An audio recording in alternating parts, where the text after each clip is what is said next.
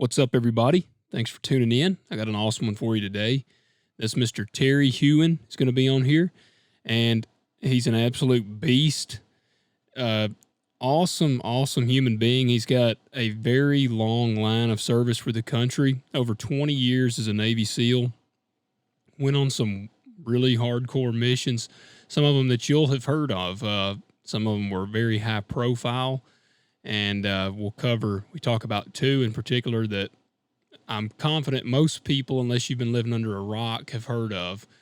And he kind of gives us some information on them and talks about it a little bit, and it was awesome. And he shares his whole backstory and how he became who he is and what he's got going on now. And it was a great episode. I'm honored to have him on, and it's been an honor to get to link up with somebody like him. So I appreciate Terry for coming on. Also, Redcon 1. We've linked up with them. You can save 20%. That's a pretty good chunk, 20%. So use the code capital T20, capital L, capital HANKS, T20L Hanks. I don't really know if the capitalization matters, but that's how they presented it to me, so that's how I'm going to share it with you.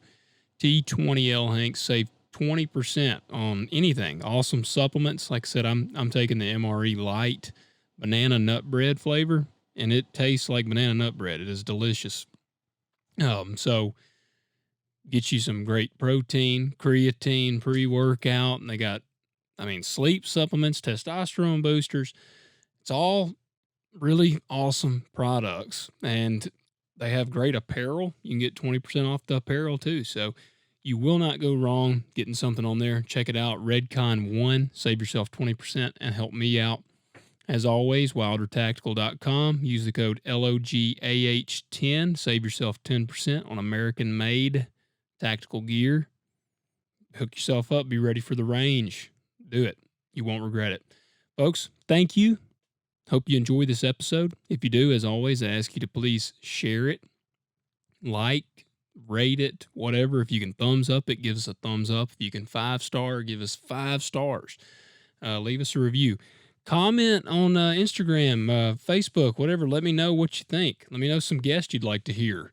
Maybe some topics you'd like me to cover. I'd love to hear from you guys. Shoot me a message on Instagram that's at lo.hanks, low.hanks, and on Facebook at Living Fully Loaded. So, guys, do that. We're going to be dropping some YouTube videos too. I've told you guys that. I'm going to finally get those all edited up and drop. It'll be previous episode or a podcast. Get them posted on YouTube on our Living Fully Loaded YouTube channel. Guys, thanks. Hope you enjoy.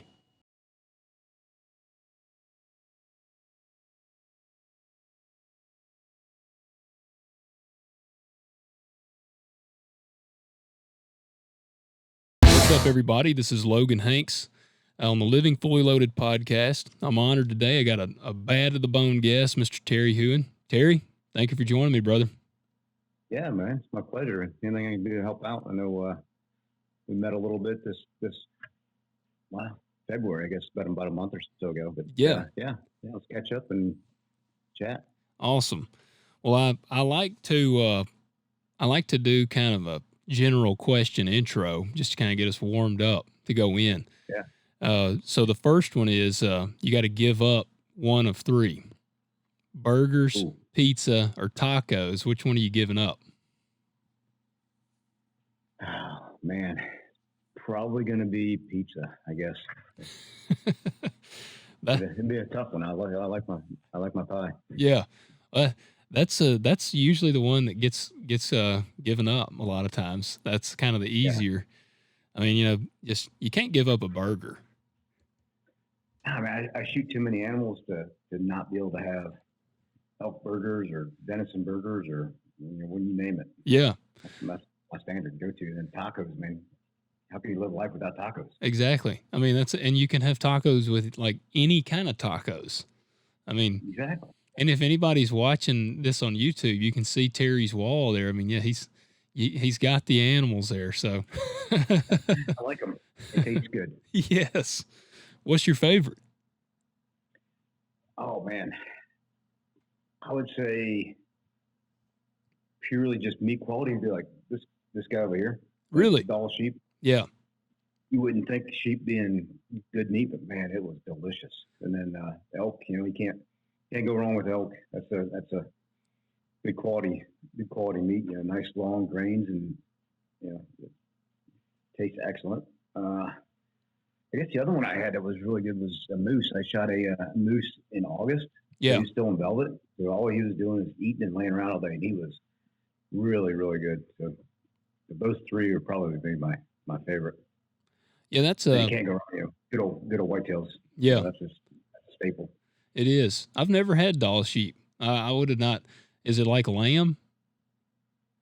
Yeah, it is. I guess so. I mean, it's not like a lamb you would have like what I'm used to having overseas, but it was a really good light colored meat. Yeah, really tender. It was tasty. Of course, he probably fell down about 1,000 feet, so he was a little more tenderized. Yeah, that's hard hunting too, from what I've heard. I mean, I think that's some pretty dangerous hunting going after them, ain't it? It was. Yeah, I think it can be. I mean, where we were at, it wasn't crazy terrain. Yeah, it was rugged and steep, but we would hunt the bottoms and then look up at the animals and try to get on them from there. So we'd cover most of our ground on fairly walkable terrain. Yeah, I got you. Well, that's pretty cool. All right, you got to watch one movie for 24 hours in a row. What are you watching? 24 hours in a row. One movie, or can it be like a series? One movie. Well, that's nobody's ever asked. Well, it could be a series too, I guess. If it would be a series, probably Star Wars, because there's a lot of them, and I like them. Yeah. From everywhere from when I was a kid to the current day. If it was going to be one movie, God, I don't know. I'm not a movie buff. Maybe like Apocalypse Now. That's a good one. Yeah, man, that's a heavy one to watch for a long time. Yeah, I don't know if I'd be in a good state of mind by the end of it, but first couple of ones would be fun. And so you might wind up like what's his name, Lance, in that movie. Like by the time that one's over after 24 hours.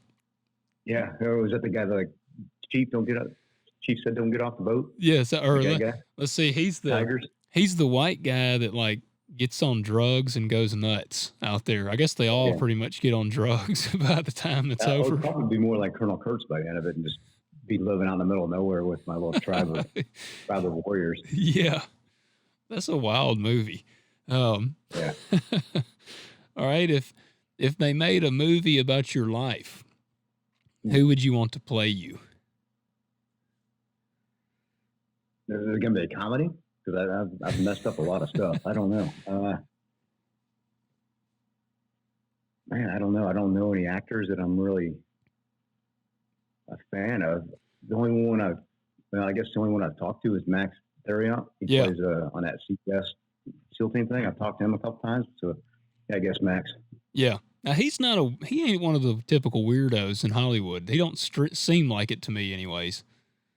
And he seems pretty level-headed. Yeah. From chatted with him a few different times. He seems pretty level-headed, not too full of himself, which is kind of the antithesis of Hollywood. Yeah, and I follow him on Instagram. He seems like he's into some of the firearm stuff and things like that, which is completely frowned upon in that world. But and it's funny asking you that question because, man, a ton of my guests are like, well, I pretty much don't like anybody in Hollywood, so that's hard to say.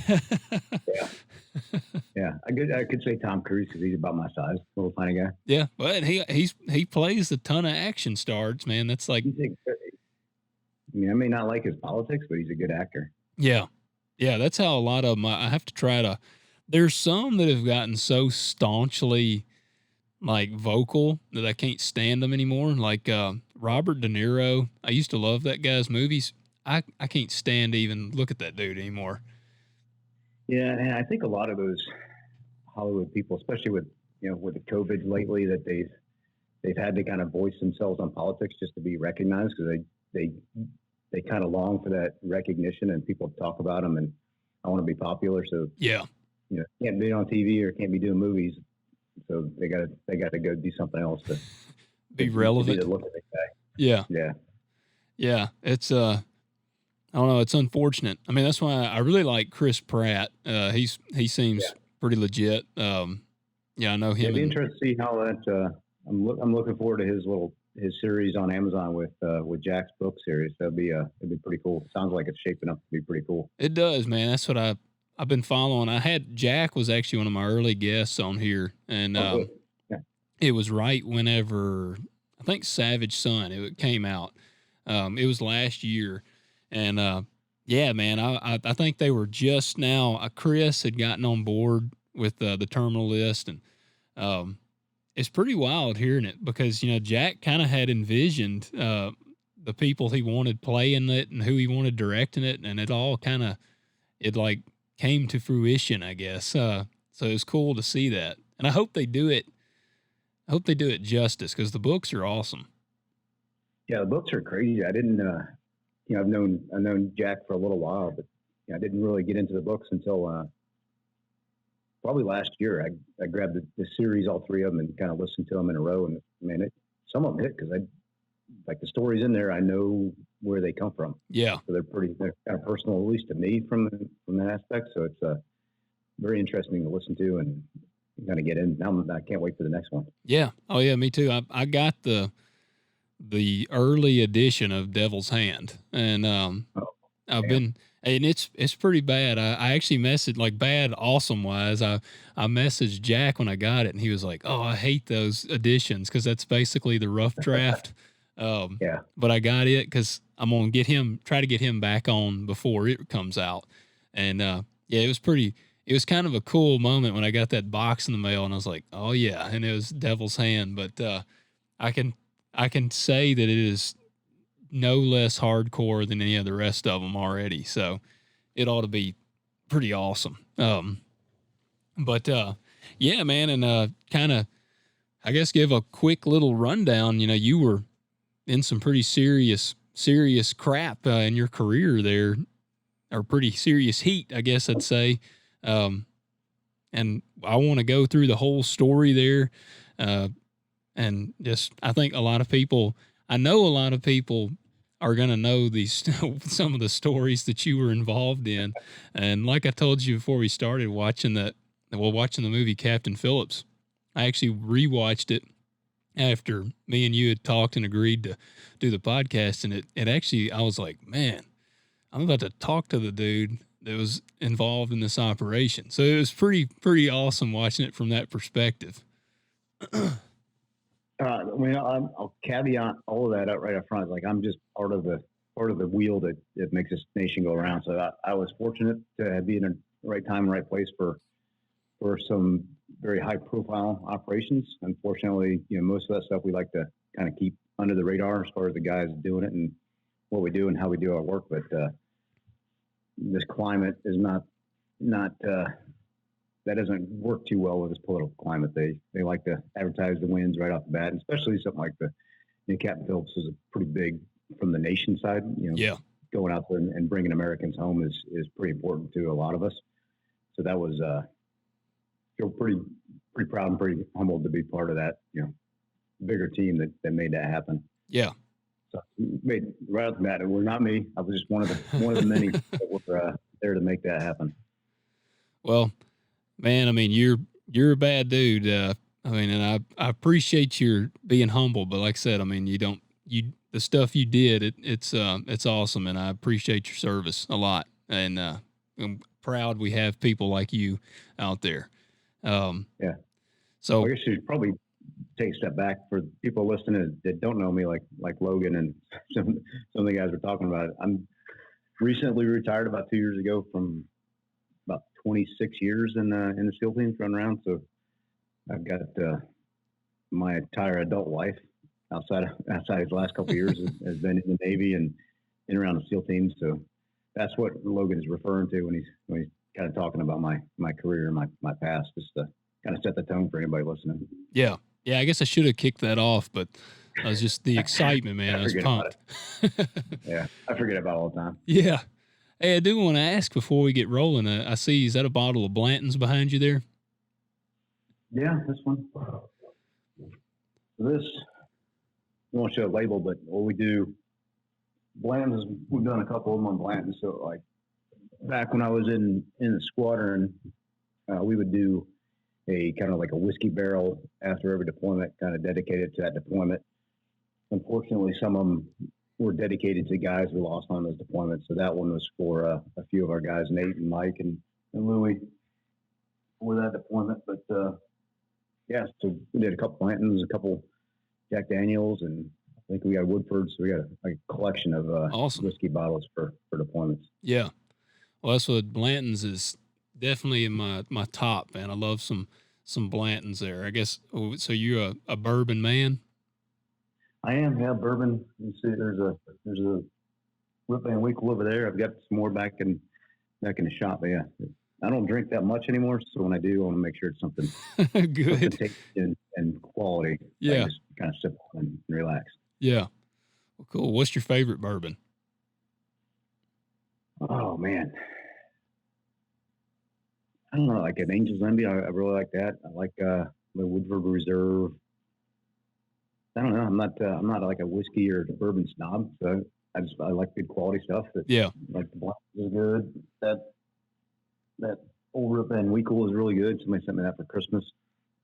I got a buddy that made one. It's called American Zealot. He's got a distillery up there in Oregon that they're members of, and they make whiskey themselves. And okay, cool. You know, the distillery helps them formulate the whole thing and kind of bottle it up. So they kind of built that off of the Angel's Envy profile. Yeah. And it's yeah, I'll have to try that because I like Angel's Envy. I actually just recently tried it because I took a bottle to Mr. Rich, Bert's dad, for Winter Strong. Oh, yeah. And because Brandon Lilly, I kind of cheated. I asked him, I was like, what do they drink? What do they like? And so he guided me towards the Angel's Envy. So then I bought it. I was like, well, I got to see what this is about. And it's good, man. They're good. It is. It's real good. And the price ain't bad on it. I had one, it's called TX is the label. It's Texas, like a Texas bourbon whiskey. They make different ones. And their whiskey was really good. Yeah. It was smooth and good flavors to it. I've seen it, but I haven't tried it, but I'll have to try that out. Well, if you get down to San Antonio for TAC, we'll grab a bottle and sit around the campfire and tell some stories. That sounds awesome. I'm looking forward to it, man. All right. Well, let's kick it off, man. Let's give us the rundown. So, but how did it, when growing up, where'd you grow up? What was your life? Like what started you on the path? So Reader's Digest version. So I grew up in a little tiny town here in north central Indiana. Almost my entire family outside of my dad was farmers. So, always had access to property and farms and helping out on the farm. Whether it's, kind of picking up after the cows, they're dairy farmers, or picking up stones out of the field in spring. It was kind of where I grew up, being outside and run around. And was that a dairy? Was it a dairy operation? Yeah, it still is, and they're one of the biggest in the country right now. Awesome. It just went fully automatic, and robotic barn, and a methane mulcher for putting energy back into the system. It's like a full circle operation. It's incredible. Yeah, how they do that. But kind of growing up with that, the background kind of got me started in the outdoors, and friends got me started rabbit hunting and whatnot. My dad was a Vietnam vet, so he didn't really get into the guns and hunting so much when he got back. Kind of stay away from that, but had some friends introduced me to that, and went deer hunting for the first time when I was 15, and man, that just hooked me into that world, and that kind of led me to when I graduated high school, the sports I was growing up with was swimming and soccer and wrestling and kind of that realm. Yeah. I'm not a big guy, so basketball and football was not my forte. But so when I graduated, I knew I was not mature enough to go to high school or go to college. So my options were stay here or join the military. So I went and talked to military guys. I knew the Navy had scuba divers. I like the water, so that's kind of where I wanted to go. And the recruiter tricked me. He's like, "Hey, look at this. Do you like shooting and hunting?" And I'm like, "Yeah, hell yeah." He's like, "What about jumping out of airplanes?" I'm like, "I don't know. It sounds pretty cool." And so he showed me a poster about Navy SEALs. and got me to sign up, and hook, line, and sinker. I was sold on that and had And no clue. what year was that? That was, I graduated in 91. So 91 is when I signed up for the military. So pre-internet, a lot of stuff. That was before the SEALs were like as infamous as they are now. Yeah, there was. I didn't know anything about them outside of the little pamphlet. I saw that pamphlet here too long ago. I'll have to pull that up and post a picture. Just like a little pamphlet on SEALs, and that's all I knew about it. It didn't say anything about attrition rates or how hard it was or anything else. So yeah, that kind of got me going. And then once I got to California and realized how hard it was, that was already 3 or 4 weeks into it, and had a group of friends that we didn't let each other quit. So it just kind of fostered from there. And I graduated BUDS in 93 and went to SEAL Team 4 originally, which was at that time South America. I did 2 deployments down South Central America, and from there I met my now wife out there in Virginia at that time, and she said she was going to stay in Virginia. I said, well, I guess if we're staying here, I'm going to try out for this thing called development group. And 17 years later, it was kind of my lifestyle. Yeah. Well, so you were based. So the DevGru is in Virginia. That's where you have, I guess, got to live there for that. Yeah. So I spent basically 93 until 2015 in Virginia. Okay. 22 years. Yeah. And then, so now you're back in Indiana. Were you always wanting to get back to Indiana? Was that kind of on the map? Well, not necessarily. I mean, I'm from here, which is nice. After I made Master Chief in Virginia, I took a job in Chicago for part of our training pipeline for new SEAL candidates. The wife and kids didn't want to live in Chicago, so they stayed here, which is a couple hours away. Yeah. So I'll just transition back and forth on the weekends, and I could do my day job for 4.5 days, and then back here on the weekends, which is a little bit better. But now they're in school and getting ready for college and everything else. So we're gonna kind of wait this out a little bit and then see what the next chapter is after they get into college. Yeah. How many kids do you have? 2 girls. 2 girls. Awesome, man. That's teenagers. That's the fun time, ain't it? Yeah, knock on wood. They're doing pretty good so far. Yeah. Yeah. I've got a while before I've got twins. I have boy-girl twins. Yeah. And beautiful. they're 3. So they're just now really getting, I'm not going to say they're just now getting fun, but they're really kind of getting fun because they can do things. Yeah. They're walking around, running around, no diapers, and yeah, you can do trips and that kind of stuff. Yeah. Yeah. My wife misses them being a baby, and I'm like, all a baby does is like poop and sleep and eat. Like, they can't even go. Yeah. And now I don't have to change diapers like you say anymore. So it's awesome now. But gives you a little bit more freedom now. Yeah, it does. Yeah, ours are like what they call, I think they call it Irish twins. They're 16 months apart. So they were essentially, same age all the way through. Now they're, close to the same age in high school and teenage years. Yeah. And everything else. So it's like you doing all the hard stuff at one time, like all the diapers, all the potty training, all the old stuff. Now the teenage years, they're all together. So you guys will have that same kind of experience with the twins. Yeah. Well, that's what people ask us. They're like, man, that just seems like that would be super hard having twins, which I said one good thing is I didn't have any kids before. So I don't even know what it's like to only have one kid, but they've kind of got a built-in like playmate the whole time too. Like especially now at 3, they can kind of entertain each other. Like they'll play and they can play together. They fight all the time, but then they also play together. So I don't know. There's some times where I'm like, this might be easier. Just give me like 4 at one time and I'll be happy. Yeah. I'll just suck it up and do the hard work early and then enjoy the benefits later on. Yeah. Yeah. Well, that's what I mean. And people are like, are y'all going to have any more? I said, well, I had a boy and a girl. That's what I wanted, a boy and a girl. We just happened to have them in one go. So I don't think so. I'm pretty content. So if it happens. If it doesn't, no big deal. Yep, for sure. So, all right. So you, now what is the difference between like SEAL Team 4 and DevGru? What is the actual difference there? This is a tough one because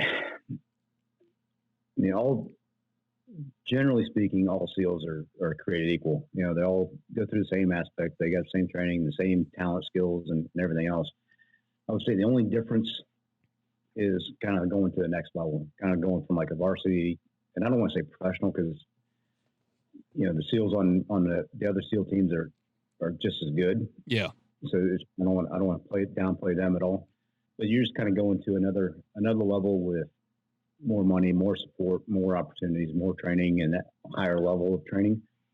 One of the big differences, I would say, on a numbered SEAL team, you'll do 1 or 2 deployments with a platoon and then move, or you'll do one platoon and then go to another platoon. So you don't have the same guys you're with all the time. Yeah. Once you go to development group, you're going to stay in that squadron for a while. So you have that same 30, 40 guys that you're running with day in, day out, trainings all together. So you're able to ramp up the level of teamwork and that training level to a higher degree. So you're not relearning, everything from CQB, understanding guys' body language and everything else. You already know it. Yeah. So you're already starting, every workup, 2 steps ahead of everybody else. That's probably the main difference. And then you just have access to, our counterparts down at Bragg, the Army guys, TF guys that fly us. You just have access to just the next level of teamwork there. Yeah. I never realized that. I always just assumed like that if you got put on a certain SEAL team, you pretty much always deployed with that same team. So you say after a couple tours, you jump to a different team.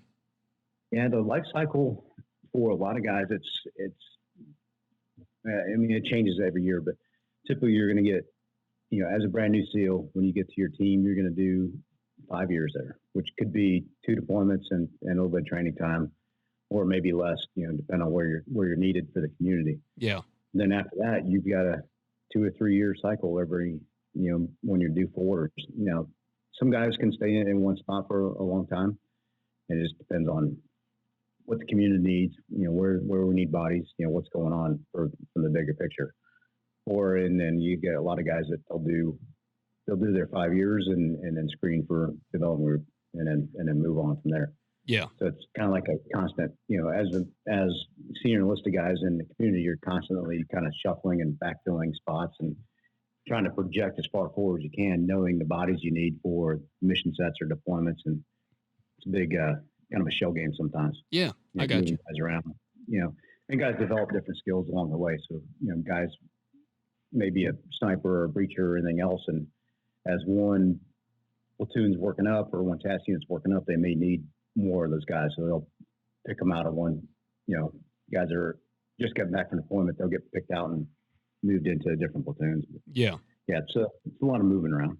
Guys they typically will stay at a coast. So like if you go East Coast, you'll kind of stay there as long as you want to stay there for the most part. And then same thing with the West Coast guys. If the West Coast guys, Team 3 guy or Team 7 guy, they can kind of stay on the West Coast for most of their career if that's what they want to do. Okay. Which is good from a family aspect. I may be moving from Team 2 to Team 4, but I can stay in the same house. Yeah. Stay in school district and everything else for the kids. Yeah, for sure. Well, now, how long do most guys stay in the SEAL teams? Because you were probably in there much longer than most people weren't you? I wouldn't say. I did 26 years, but there's a lot of my peer group from that time frame that stayed in that 20 plus.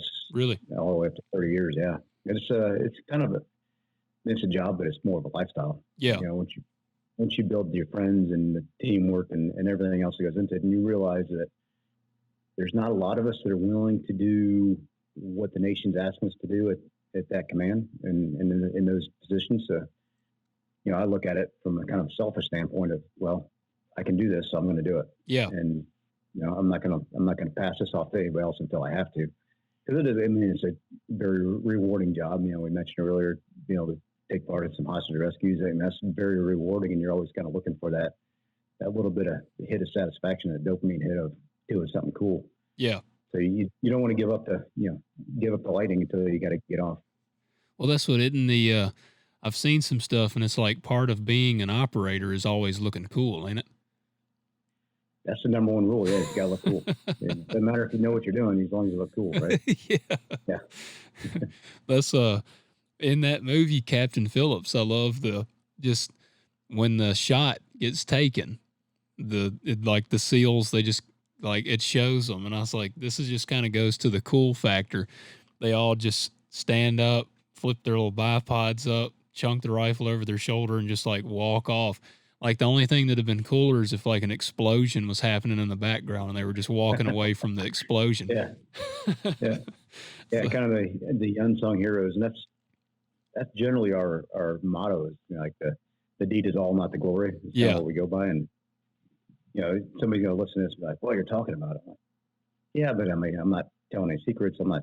This is kind of rehashing a little bit of my career and telling stories, and just nothing, you know, I'm not making any money. I'm not trying to be Mr. Cool Guy or popular or sell books or anything else. It's just, hey, this is who I am, and kind of makes me who I am. So for the audience wanting to kind of get to know me a little bit, that's a little bit of my background. yeah, no, and I mean, a very humble person. I mean, you know, when I met you at Winter Strong, we just talked, and you never were like, when I walked up, you weren't like, yeah, man, I was a SEAL. You know, I like, and you didn't start laying out your cred. Actually, it was funny. I talked to you and we just talked like normal. And then later on, me and Bert, we were riding in the golf cart, and I was like, yeah, man, Terry, he was a cool guy. And he said, you know what Terry did, didn't you? And I was like, no. And he was like, dude, the Captain Phillips thing, the Somalian pirates. And I was like, you got to be shitting me. And he was like, no, man, that's him. So, yeah. Well, that's one of the many. Yeah. Yeah. I did. I talked a little bit about it on Mike Ritland's podcast, and a couple guys called me like, dude, you weren't there by yourself. I'm like, dude, I never said I was there by myself. Yeah. You know, there's a big, you know, a big group that goes into all that stuff. Well, that's one of my dad's best friends. He just retired recently. He was a colonel in the Marines, and he flew an Apache. And oh yeah, now those guys are badass. Oh, dude, I asked him. I said, "Did you like that job?" And he was like, "Did I like the job?" He said, "Man," he said, "I got to fly an Apache," and he said, "and I got to blow stuff up." And he said, "And sometimes they'd even let me shoot at people." He said, "It was the best job I've ever had." So, I got to fly around and go save people's asses. Yeah, I mean, can't get much better job than that. He was in during the Desert Storm when Saddam set all the oil wells. Yeah. Yep. Because he talked about, he was actually on the podcast. He talked about flying through the just blackness. Stuff. Yeah. And but man, he loved it. But he was actually talking about, he's the one that recommended me to watch that movie at first. I had never watched Captain Phillips. And I had heard about the Somalian pirates, but I didn't really know that that's what that movie was about. I just didn't. I saw the trailer and didn't like put much to it. And he was like, "Man, you need to watch that movie." And he got talking about the SEALs, which he's told me because, man, when I was like 18, I would go and talk to him because I was trying to decide, you know, where I wanted to go in my life. And he was Marines, and like, you know, he's very pro Marines. And I talked to him about the SEALs because I was always, you know, special operations, that stuff just seemed awesome to me. And he was like, man, you know, he said they got the baddest gadgets. He said they always had the baddest gadgets. And you got to try to stay one step ahead of everybody. Yeah. Oh, yeah, and that's what he talked about all the time because he would do Overwatch, I guess when y'all would do some training. And watch y'all like clear a ship and do various things. Cause he said, oh man, I get to provide Overwatch on some of that stuff. And he said, it was like methodical watching these guys go through and clear. And, I mean, and he was talking about the shots y'all took on the dudes, the Somalian pirates. Now it was 3 of you, right? There was actually like 6 of us set up, three pairs. Yeah. Set up. And that now he was like, man, they're on a boat or a ship that's moving around, and they're shooting at some guys on a boat that's moving around. And I mean, I've heard you say like it, you know, some things made it out like it was like 1,000-yard shot, and I've heard you say, what was it, probably like 100 yards or something? It wasn't real far, and you know, some guys are giving me shit. They're like, dude, that was a tougher shot than you think. I'm like, I don't know, we train at such a high level all the time that it just kind of gets second nature of just doing my job. You know, it's at night with the laser, so I'm following my laser, Yeah. keep my laser on the target. And I don't really, I guess I didn't really think about the complexity of it's moving, we're underway, we got winds, got everything else kind of, I was doing my job. Yeah. And same with the other guys, they're just doing their job. Yeah, I mean, it was in that probably 50 to 100 yard range, somewhere in there. You know, it's hard to tell at night sometimes, you know, the ranges. And at the end of the day, it's like I don't really have to adjust anything from what my gun setup is for. So I didn't really put a lot of effort into range estimation or anything else because it didn't really matter if that range they were at. Yeah. Well, but it was a very, very complex shot. I'll just leave that out there. Yeah. I don't want people give me a hard time. Well, I mean, like I said, man, I want people to think about the fact that, y'all were on a ship and this is like and that boat thing I imagine it had a lot of movement being as small as it was. Yeah. I mean, we had it underway, so we were pulling it. So we kind of control the speed. Yeah. I mean, it's still going to be rocking in the waves. You know, we had it in the wake of the ship, so it wasn't as bad as being kind of out in the ocean, but yeah, there's still some movement there. With it, for sure. Now, how does that work? Like, well, first, actually, before we get into that, one of the biggest things I took away watching that movie. Now, and have you watched it? Did you watch the film? I did. Right after it came out, I should watch it more or watch it again because everybody asked me about the movie. I'm like, I don't remember too much about it. I know they did a really good job of not really focusing on us as much as Captain Phillips and the scenario and all the different stuff that went into it. You know, our part was pretty limited, which is good.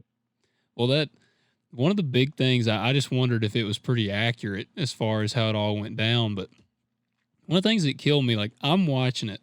I mean, I have firearms, which I guess in international waters, they cannot carry on the ship. Is that kind of what it is? It really kind of comes down to insurance. You know, the level of insurance they've got to pay to have firearms or armed people on the ship, it's just not worth it for them. So, you know, up until that time, you know, piracy wasn't as big of a deal. It kind of got kicked off in like that 08, 09, to whereas, you know, smallies were going out there because they could make a ton of money. Yeah. You know, go wrap up the ship, get paid, you know, $20 million for the ship back and, you know, go on their merry way. And then, you know, that, you know, once they started wrapping up Americans, that was, you know, a whole different aspect of the ballgame that they probably didn't think about, you know, prior to that point. Yeah. Well, that's because watching it, I mean, they had to put the ladder on and climb up, and it wasn't but like 4 of them or something, just a few of them. And I'm watching, I'm like, man, if 2 guys on that ship would have had a gun, they could have just smoked them coming up the ladder or something. I mean, you know, like it would have been a whole different scenario. Yeah. So I don't know. That's what I'm watching, and I'm like, man. So I guess I didn't know if it was like an international law thing, but all right. So then when that goes down and he gets kind of captured on that boat, how does that go for you guys? I mean, are y'all like, when something like this happens, is that something where y'all are y'all just on standby and this is like rapid? I mean, is it, you know, like they drop of the hat, it's like, hey, we got this, and they pick you up and you roll out right then? That one was a little bit different scenario because it was so far out into our international waters when it happened that you couldn't really reach it quickly from anywhere. Yeah. You know, essentially it's across on the other side of the world from home base. You know, I had a small group. We were stationed in Africa, so we got the call like, hey, you know, pay attention to what's going on. We couldn't reach it with the aircraft we had, so all we could do is kind of watch the scenario. Then the next day, it got close enough that, you know, my boss called me and, you know, we kind of jockeyed a team up and flew out there and jumped in to try to make a difference as much as we can. At the same point, they're, you know, scrambling the guys back in Virginia Beach that were on standby for that. You know, they were watching it and watching develop, and so it wasn't necessarily like a fast blowout. Yeah, it's kind of a developing story over the course of, I don't know, 12 to 24 hours or so, what it was by the time we got in there. So yeah, that's how kind of that one rolled out. And then at that command, we're ready to go at the drop of the hat. So if something happens, within 4 hours, we're off the ground and flying to whatever that scenario is. Yeah. So we have that capability of the immediate blowout, but this one was a little bit different in the fact that we could kind of watch it develop a little bit. Yeah. And being where it was in international waters, there's different authorities and whatnot that has to go into that. So we're waiting on DC to make decisions. Sometimes it takes a little while. Yeah. Do you think that administration or this past one was either one more proactive from your thoughts? I would say, there's differences in every single administration. The nice thing leading up to, at least when I was in, it didn't really matter who was in the seat of the president. They were pretty open to doing what we needed to do because, in the bigger picture, sending in special operations guys is a very small package. Yeah. So it doesn't cause a lot of international problems, flying into different areas, especially if it's not a theater of war kind of thing. There's a lot of effort there. So we've been it's been pretty beneficial to us, with our community, that it didn't really matter too much on the administration, who's actually sitting in the office. But they were, at that point, that was 2009. So that was the first kind of hostage type thing that I think President Obama had to deal with. Yeah. So he had some caveats, but he kind of let us do our job. And, the backlash after we killed everybody was a little bit more than I think he was expecting. He was expecting us just to go rescue everybody and bring everybody home. But, once the pirates died, we got a little bit of backlash from maybe not him, but people in his administration of, we didn't tell you guys to kill him. Like, you told me to go do my job. Yeah. And that's part of my job. So, yeah. I don't think, just from my perspective, and again, I'm coming from just have seen this movie. So, I don't see how it could have gone down with a happy ending. And in my mind, you got the happy ending that, y'all rescued Captain Phillips and all that, but how else could it have gone down? Well, a lot of that stuff is purely financial. It is why they're going out there taking hostages and ships and everything else. They put themselves in a little bit of a different scenario, having him in a hostage in a very confined space. Yeah. He's on a ship that would be different, different actions and different approaches. We tried negotiating with them. Negotiations were kind of working a little bit, but then they kind of fell off, these guys they have this drug called khat. It's kind of like something they chew. It's a leaf, it's narcotic. And once they start withdrawing from that, they couldn't get it. They were getting very agitated very quickly, and they'd already shot at him in the water before when he tried to escape before. So we knew that they erred on the side of using power and authority and firearms to do what they needed to do and get their way. But from an outsider looking in, it's not right there, sitting back in DC, why wouldn't you just kind of continue the negotiations? Where we are, it's like, hey, we have 100% confidence that we can finish this situation, and we're going to finish the situation. And that's kind of how we went into it. And that situation presented itself. So we solved the problem and moved on with our day. Yeah. Well, okay. So I wondered what that was. It kept showing them, eating them like leaves or whatever. Like a little leaf type thing. Yeah. Yeah. Because at one point the dude is like the bigger one that is kind of the hothead of the group. It seems like he's freaking out because they've run out. And I didn't know. Yeah, I didn't know what that was. I had never heard of that. Yeah, it's called COTS, the name that we use, either KOT or KAT or something.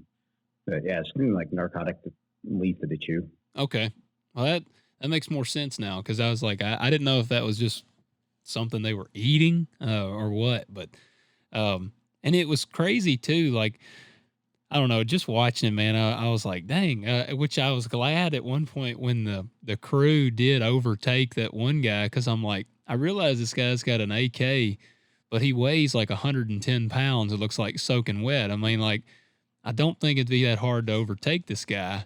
So I was glad when they overtook him. All of them dudes were not really what I'd consider big people. No, I mean, no. so yeah, physically they were not, frightening characters, I guess. Yeah, yeah. But no, man, I thought that was pretty cool. And like I said, I mean, you got the dude out of there, and I guess he's back doing it from what the movie said. He like went back out, I think. Yeah, it would surprise me.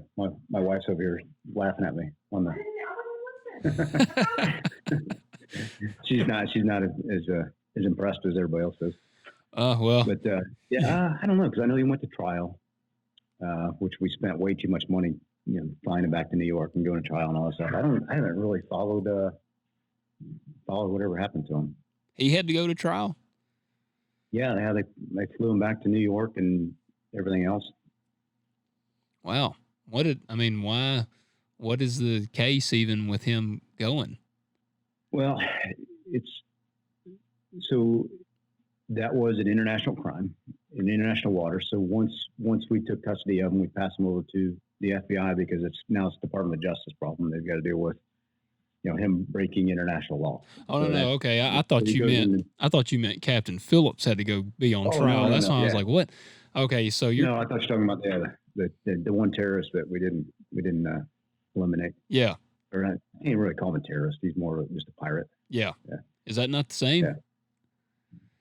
No, everybody gets all crazy with how you name things these days. But I'm not a politically correct person. Yeah, I don't waste too much time on it. But no. Yeah, technically he was just a pirate. I would say he wasn't out there trying to cause mayhem in the world. He's just trying to make a buck. Yeah.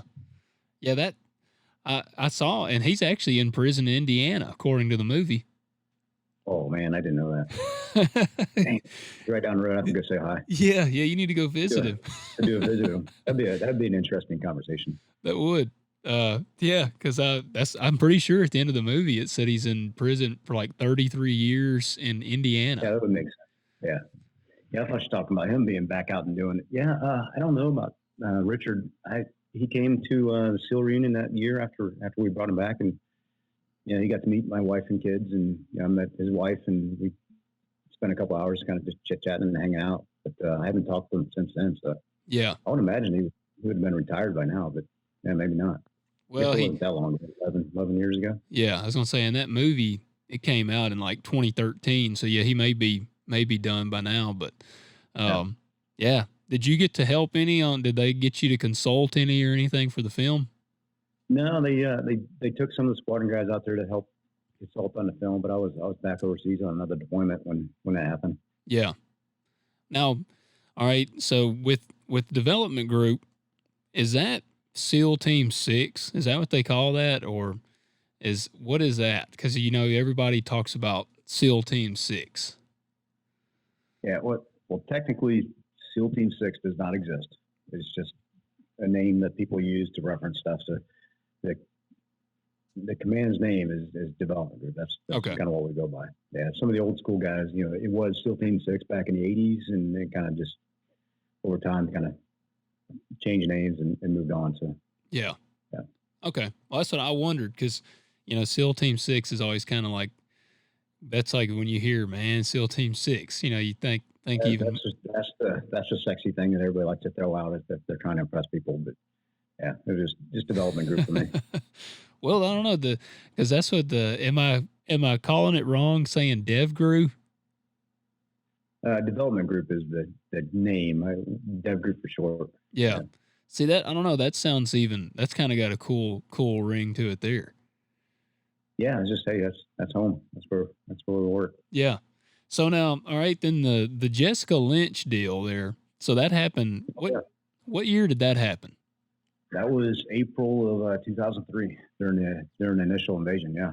It was another of all the different missions I've been on. Those two probably stuck out the most as being the most meaningful. When you got an opportunity to help bring Americans home is kind of the pinnacle of what we do. And why we do it. Give us kind of the rundown on that one, if you can, on what really happened there. And because I'm trying to even remember Jessica, when was she a reporter at the time? No, she was a private. just part of the mechanical team on that group. So I don't remember how many vehicles there were. There was a few vehicles that kind of got separated from the main convoy as they were going up, and they were support type element, and got separated and got an ambush and a wreck kind of thing. And she was the one that survived that. I think she got, if I remember right, she got beat up pretty good on the wreck.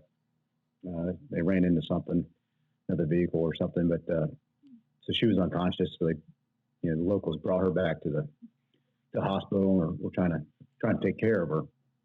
So that was kind of the genesis. That was early '03, so April. I think it was April 1st that we got called to go and started looking around for her. Yeah. So yeah, we were at another base going on. There's plenty of missions going on, and our recce team flew out to meet Marines. I think it was the first. Sorry, my computer's acting weird. Stop computer. Yeah, so yeah, we flew out to go help the Marines. I think it was the first ID Marines that were outside of Fallujah, or not Fallujah, but oh man, what's the name?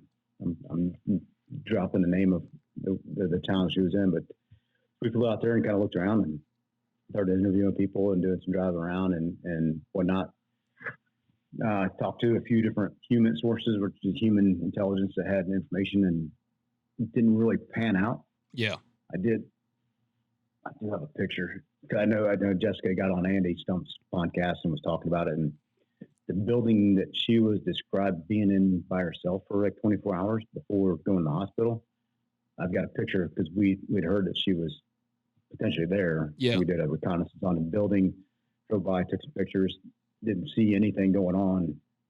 So we didn't action on it, but come to find out after listening to that podcast that she was actually in there, and we were, 100 yards away. Oh man, really? While y'all were there.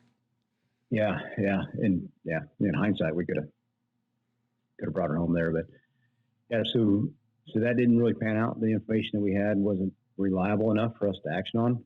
So we moved on. She got moved to the hospital. We got another source that was a doctor there, and we wired him up with a camera. So he got some pictures and got the layout of the hospital. And we organized a big strike force. So we had us, we had Rangers, we had Marines, and it was a big push because we weren't really sure what we had going in there. So we flew in. We had a part of our group land in the courtyard at the hospital. We flew in on the top with the recce guys and kind of prosecuted from top to bottom. Meanwhile, the Rangers kind of secured the outside, and then the Marines we had them doing some diversionary stuff on the other side of town, kind of drawing, the bad guys over there. And went in, it was a pretty quiet target, which is, not what we were expecting. Went through there, got her, pulled her back, got her thrown on a helicopter and sent home, and Ramstein and all that kind of stuff to get taken care of. And then, we collected the target and prosecuted and get information and all that stuff. And then from where we were at on top of the helicopter, or top of the hospital, as the Rangers were pulling in, we could see like 9 graves, shallow graves. So we, walked them on, and they were able to recover the rest of the Americans and bring them home as well. Yeah. Now, why did the locals take her? I mean, what was their plan?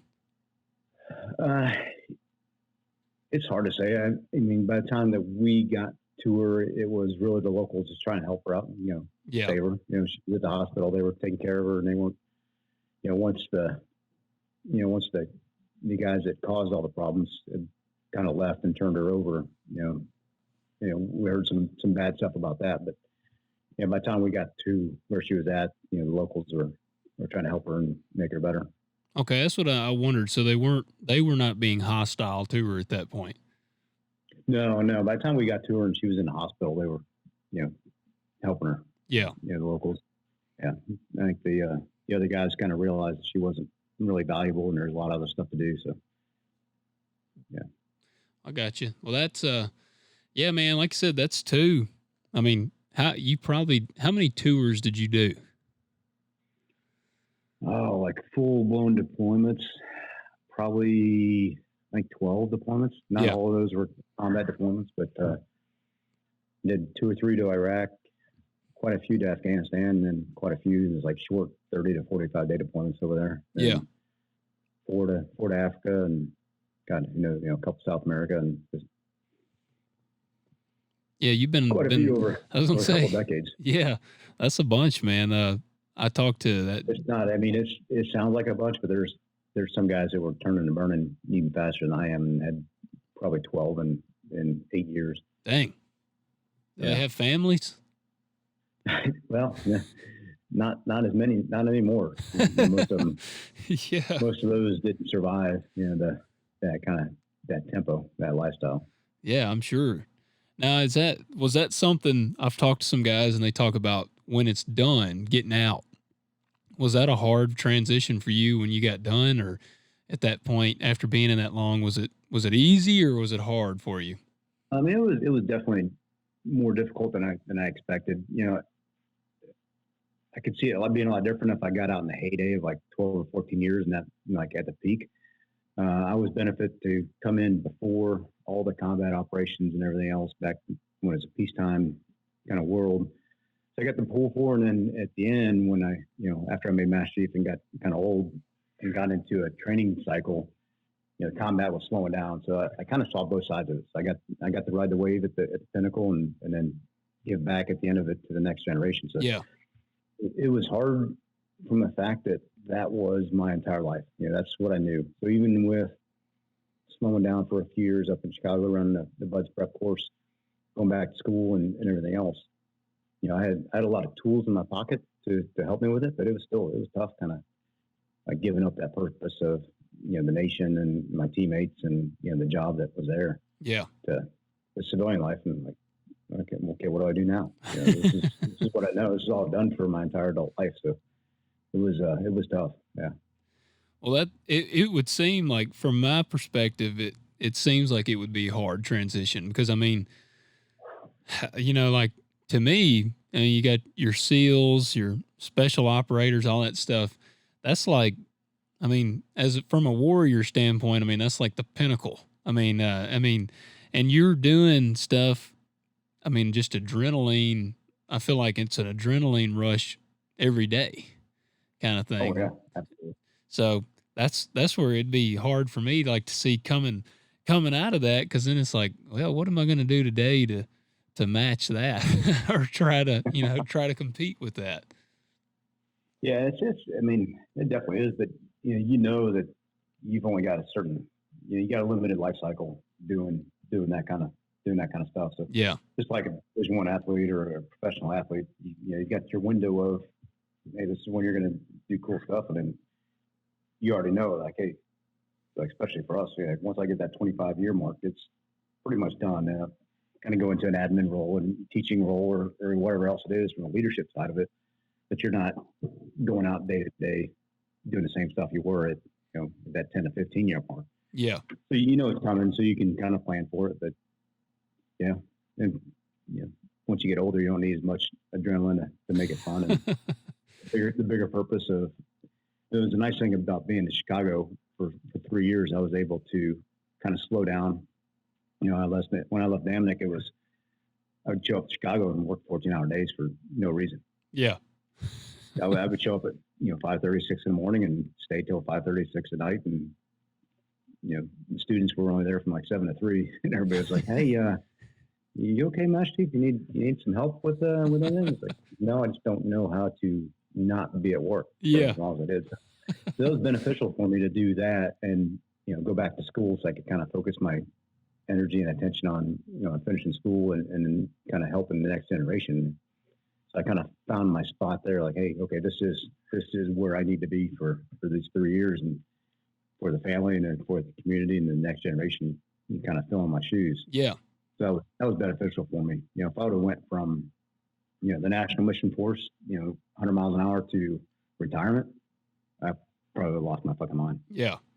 Yeah, that's what I've heard guys talk that were in for like 8 years or something, and they get out, and like you said, it's almost like they're still at that high point, and they get out, and then they're also seeing their buddies still going, and they talk about how hard it is, and it's like you go, from the ranks and all that of the military to then the civilian world. And it's like, where does that go? And that's where Yes. The civilian world for me is very frustrating because you have expectations, coming from like our world. And if somebody tells you they're going to do something, you expect them to do it. yeah, Or if you ask somebody for help, you expect them to give you help because that's just how we run in the military. But civilian world, man, it's frustrating because outside of this tribe that like I've been introduced through Bert and Brandon and those guys, like meeting you. Outside of that tribe, man, there's people that don't really care about anybody else. yeah, So it's tough to try to do business with people that you don't really trust or respect the same that you did prior to. yeah, That's been like one of the hardest things for me is like understanding, okay, business outside of the military is completely different than, life work in the military. So understanding people and when people want to do something, I don't do shit for free anymore. Like when I first got out, I was like, hey, I'll help you. Yeah, I'll just do all this stuff because I want to help people. But yeah, not anymore because 90% of those people are just trying to use yeah, something from me by giving something back to me. yeah. But yeah, I got to be very guarded on how I trust people and move forward because it's not the same as it was when I was in. Well, and that's Brandon. Brandon and I talked about, like, whenever he came down and he deer hunted with me last year. And Oh, wait, whoa, time out. How do I get that invite? well, man, I already want you to come out and dove hunt with us. No, you need to come. Yeah, Yeah, that'd be make the fun. trip down. Yeah, I'd love to have you come down. And when we wrap Yeah, up, Brandon's got a way of like finding his way into cool deals. I got to hang out with him more. well, that's what he told me. He said, your wife's going to hate that you've become friends with me. And I said, why is that? And he said, because now I'm going to start trying to drag you to like all these cool things that I go and do. And I said, hey, man, I'll go. People may just not, they just may think, what's up with this like random farmer you're bringing around? um, but he came out and when he hunted with me, we became good friends. And when he left, he called me. And he was like, the worst part about like, linking up with Bert and you and Brandon, all these guys, he's like, you become buddies with these guys. He said, and then everybody has to go home. And he said, there's not many people like around you. Your old group doesn't have like the same mindset as this group, like this group of guys, like where everybody, Yeah. is hungry on a mission. And like you said, not looking at everything from the standpoint of like a user or something like, what can I gain from this person or like, how can I use them to advance myself? And, Yeah. that's the toughest part, man. That's what he said. Cause I found myself like lunchtime or something. If we're not in the field, I'm like, man, I wish I could holler at Brandon or somebody go grab some lunch, but he's like 5 Yeah. hours away. So Yeah. That finding that tribe and get introduced to Bert and Brandon, that tribe, right after I retired was very beneficial for me to like, okay, now I found my next community that I can be a part of and I can get something from like a emotional and mindset type function, but also I can provide information and help other people in that yeah, community that I trust. So I don't know what Bert does, but he has a way of like finding quality people and bringing them together. And like Winter Strong, I met you guys at Winter Strong. I met John Wellborn at Winter Strong last year. So in kind of the small world it is, my nephew just told me yesterday, he's like, hey, I was watching his videos with John Wellborn and I want to sign up for his camp. So I'm like, well, I met John. So after we get it off of this, I'm going to give him a call and make sure my nephew signed up for that camp to learn how to be a 15-year-old football player and how to use his size as he's exploded with maturity. yeah, How to use his size. So that, finding that community is very beneficial for me because this type of community is what I left when I left the military. So finding that next tribe. So now I've got my military tribe. I've got my Burt tribe, and I've got my family and friends. So I've got a few different resources to pull off of the people that I can trust. yeah. Well, it was cool for me, obviously getting to meet guys like yourself. And one of the one of the things that helped me out was I always had a lot of regret for never going in the military. Like I said, I talked to my dad's buddy that was in the Marines, and excuse me, I talked to him about it and never joined. And I mean, I'm like a typical outdoorsman, love outdoors, guns, firearms. I mean, like anything that explodes goes boom. I mean that. So part of me is like, I definitely would have loved the gear, and I think I enjoy even tactics and things. So I'm like, I think I would have enjoyed that world. And so I always, and then I'm also a staunchly big supporter of just America. And like, I have a huge passion for the country. So I have a lot of guilt in that I didn't go serve my country. And it's been cool for me to get to meet guys like yourself. And I've talked to several that are, from a farming standpoint, they're like, man, we need farmers and need that. And so being able to support you guys has kind of been a good outlet for me. Like, having you on this show and getting to share your message and stuff. Like, I didn't get to go and directly fight and do things like that, but getting to share your message and show people how awesome you guys are, that's been a cool outlet for me to get to do that. Yeah, and I always tell people, like, hey, everybody's got their place and everybody's got their calling of where they should be and where they belong. If you think about, active duty military is a very small percentage of, our 330 some million people in this nation. So as long as everybody kind of has the mindset of, I want to help the nation, help my community, help my neighbor, then we're in a good spot. Yeah. The good and the bad of social media is I get to meet people like you and other really good people on social media that I didn't meet before from the reach. Yeah. But the bad side of it is everybody has a voice, and if people focus on the negative and everything else, and it's an easy way to get kind of down a rabbit hole of being an unproductive member of society. Yeah. So I would just tell everybody, like, hey, just think about your neighbors, think about your family, your friends, and try to make them have like what Brandon says, a plus one day. Yeah. You can have a plus one day, then everybody has a plus one day, and we're moving forward. Yeah.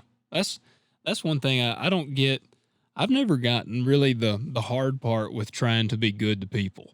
Like, that's something that I just don't understand why. It doesn't seem like it's hard. I don't know why people have a problem with it. I don't either. It's so much easier. And, I'm a fairly introverted person, but it's so much easier just to smile and say hi and be nice to somebody than it is to be negative and ignore people. Yeah. Yeah. It takes like, man, just take the easy route and just be nice. Yeah.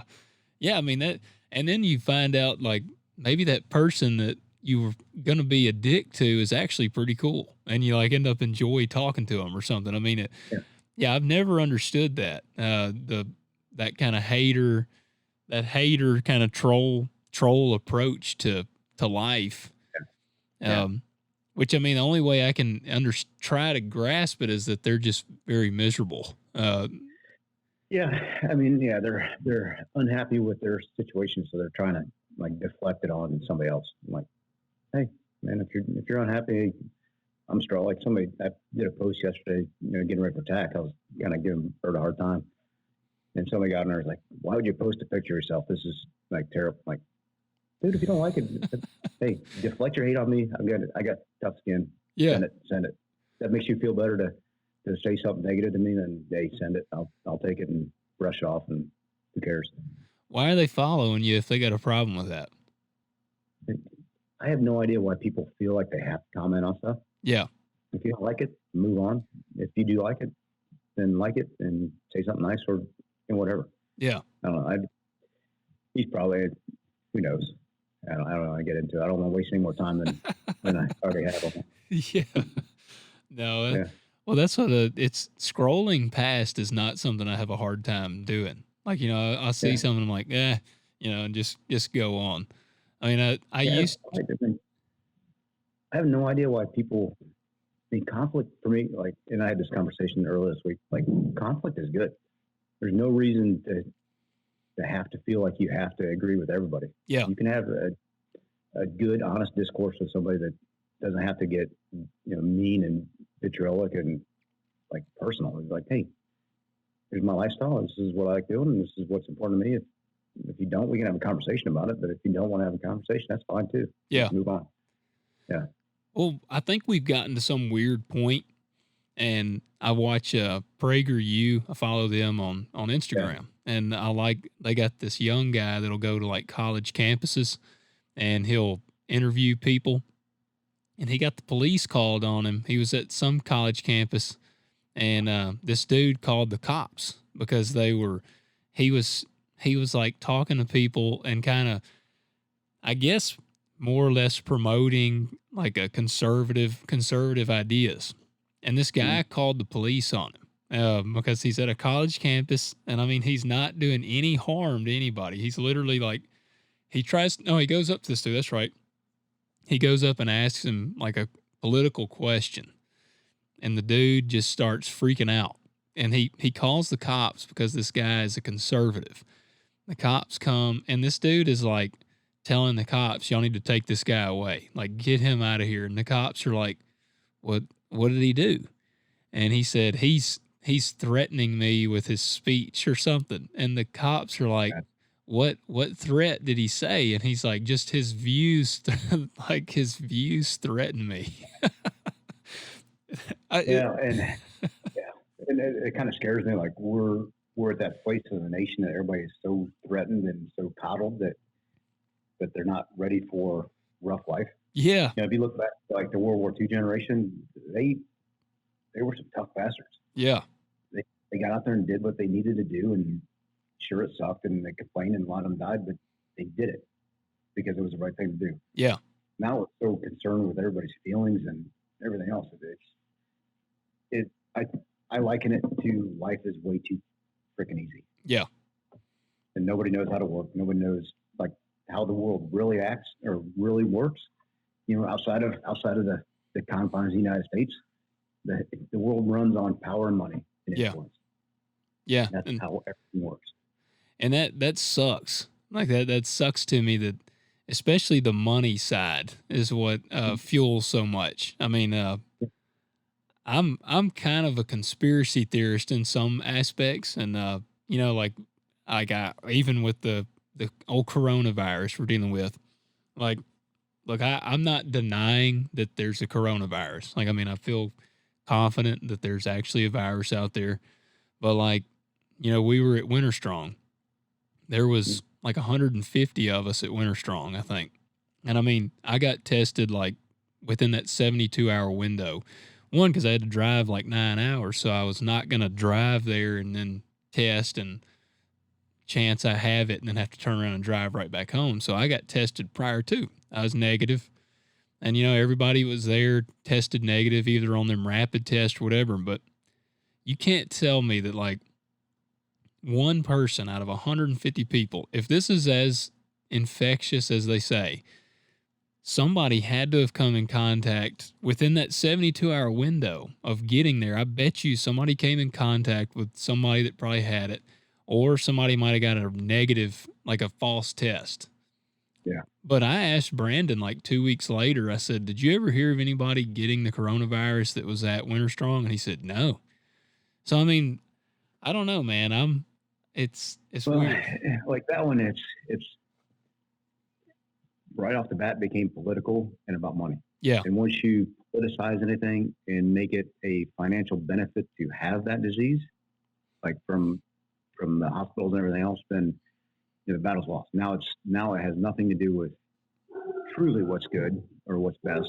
It's become something bigger than just actual disease. Yeah. So I mean, yeah, right off the bat, as soon as it started getting political, I'm like, okay, this is going to be done for another however long it takes. Yeah. Well, and I think it was pretty good timing on the part of, it really blew up right around the election. Damn Chinese are setting us up. Yeah. Hey man, I'll tell you, man, I don't put it past them. They were taking it on the chin there in that trade war, because we'd have some foreign marketing meetings, and it always did kind of trip me out. Some guys would, the typical internet people, they'd be like, "Trump's a moron with this trade war." And we'd go to these marketing meetings, kind of get an idea of where our prices were headed. And the guys in there were like, "I'll tell you what, Trump," they said, "you might, whatever your feelings are of this guy, he's putting a hurt on China right now." Like that trade war was like really taking it to Yeah. him. And so, yeah, man, who knows? That might have been their retaliation on him. Yeah, it wouldn't surprise me if Chinese. I don't trust them as far as I can throw them. Me neither. Me neither. That made in China sticker is like the worst thing. I hate whenever I get something and see that on it. Yeah, yeah, it's hard, especially these days. I mean, everything's made over there. Well, me and you both talking about our computers. This Yeah, Apple, I was ordering it and I ordered it online. I'm like, well, maybe it'll probably come from California. That's what I'm thinking because I knew Silicon Valley. And then I got my little tracking update and it was coming from Shanghai or something. And I'm like, you got to yeah. be kidding me. Oh yeah, yeah. Everybody outsources everything to China. Like, yeah. So, well, what's next, man? What's next on the radar for you? Oh man, let me see.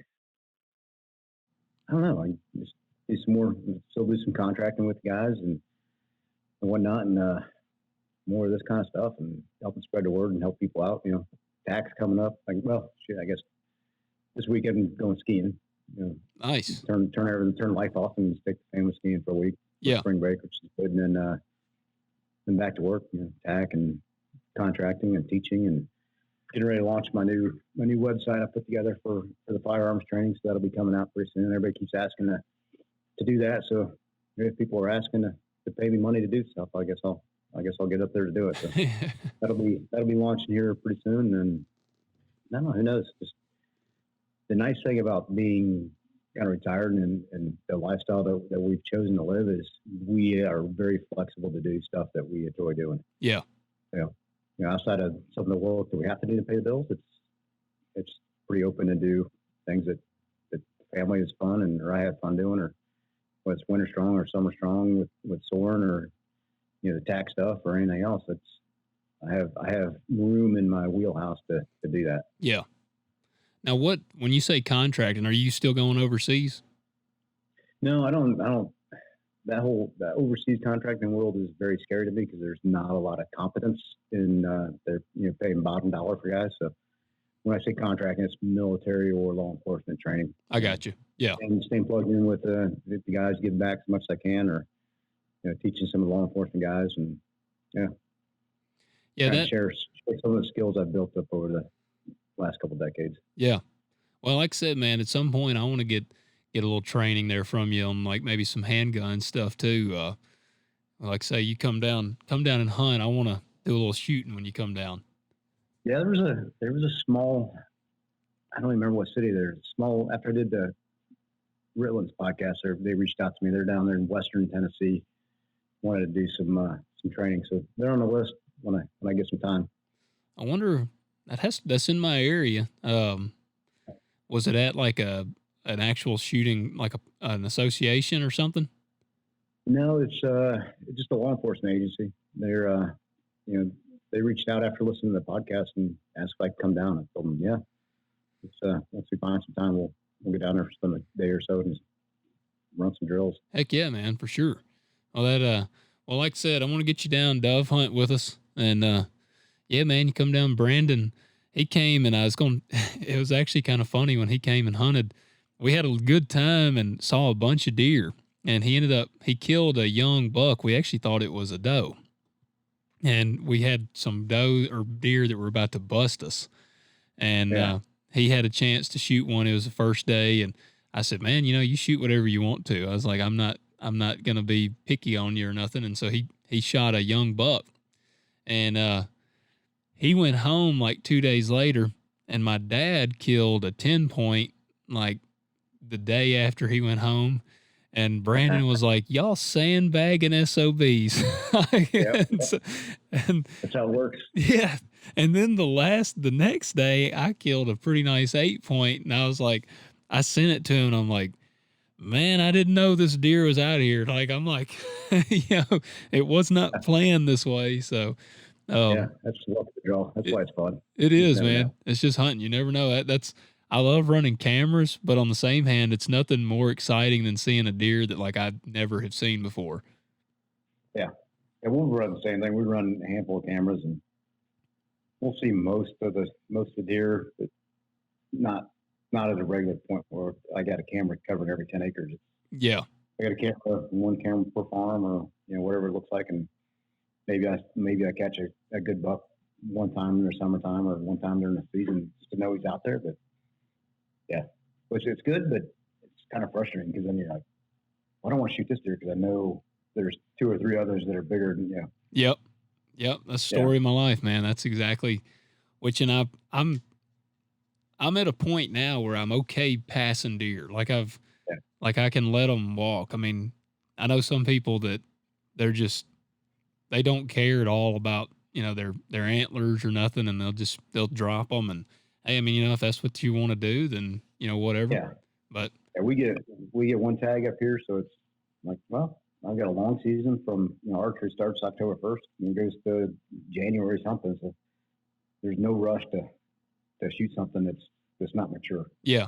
Okay. Y'all got a season like we do. Family and everything else. Yeah.